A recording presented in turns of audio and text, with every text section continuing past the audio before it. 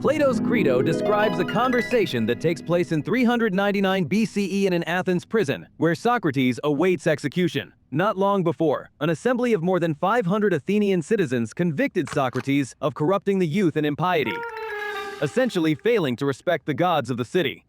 Socrates denied these charges. Moreover, he insisted that his public philosophizing, far from being subversive, was for the benefit of Athens and in the service of the god Apollo.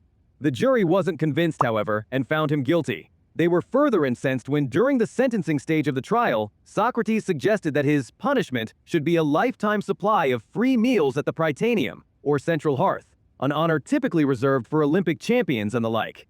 These antics did not play well, and Socrates received the death penalty. A religious observance delayed the execution for a few weeks, but it now appears imminent.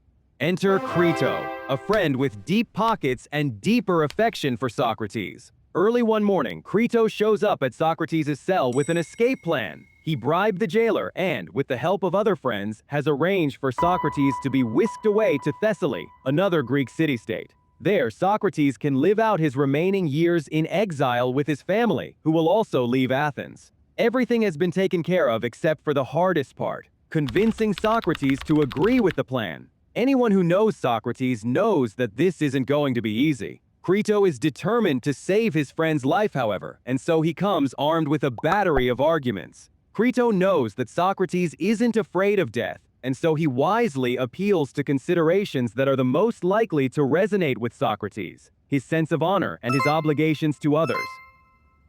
Crito begins personally. If Socrates is executed, then he and others will lose an irreplaceable friend. Moreover, people will wonder why Socrates' friends didn't do more to save his life when they had the means to do so. They'll ask, is Crito such a cheapskate that he refused to part with a little money to save his friend's life? Socrates also has obligations to raise and educate his sons, who will be fatherless if Socrates is executed. Finally, in passively accepting his unjust fate, Socrates will be giving his enemies what they want, allowing evil to triumph.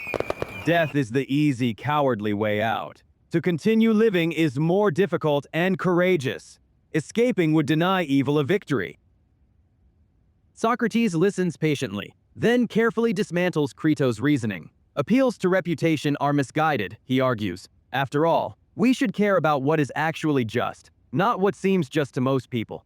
Appeals to personal relationships are no better. Socrates can't educate his children by setting an example of unjust behavior for them to follow. Nor could he be a good friend. As for aiding his enemies, what they want is to harm him. If Socrates were to behave unjustly, he'd be giving them what they want by harming his own soul. With these arguments, Socrates is able to convince Crito that justice is the only issue that really matters. If Socrates can show that escaping would be unjust, then none of Crito's points would carry any weight. Having neutralized Crito's arguments for fleeing, Socrates presses his case for remaining in Athens and accepting his fate. Since two wrongs don't make a right, the injustice of his conviction and sentence shouldn't affect how we think about this decision. Being treated unjustly doesn't license Socrates to do something unjust himself, in other words. Crito agrees, and so Socrates presses his case that escaping would be unjust to Athens. There are three interrelated argumentative threads here. First, escaping would set a precedent for others, leading to more lawless behavior. Second, Athens' laws and institutions made his flourishing for 70 years possible. To disobey only now would be ungrateful, like slapping a parent.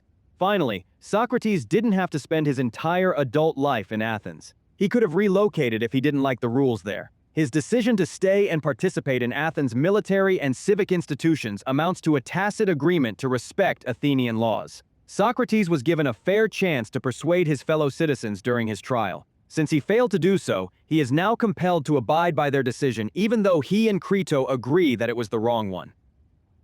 Crito is apparently convinced by Socrates' reasoning, but that doesn't mean that we have to be. We might resist Socrates at several points. First, we might reasonably doubt the assumption that Socrates' obligations to Athens outweigh, and perhaps even define, his obligations to his friends and family. Maybe Socrates has this backward and he should prioritize these other obligations instead. Maybe Socrates can't be a good citizen unless he is first a good friend and father. Arguably, that requires fleeing in these circumstances. We might also think that the state, like a negligent or abusive parent, can behave so badly as to absolve Socrates of reciprocal obligations. If anything could do this, then it seems like an unjust death sentence could.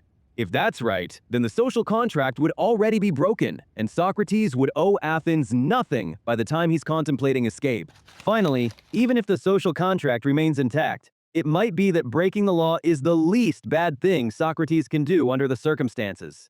Allowing an unjust sentence to be carried out might be more harmful to Athens than breaking the law. Obedience to bad verdicts also sets a precedent that Socrates should be worried about. Granted, disobedience comes with risks of its own, but the moral considerations don't all stack up on the side of obedience, as Socrates suggests. So Socrates' intriguing arguments remain debatable. As for Crito, we can surmise that the jailer probably didn't give him his money back.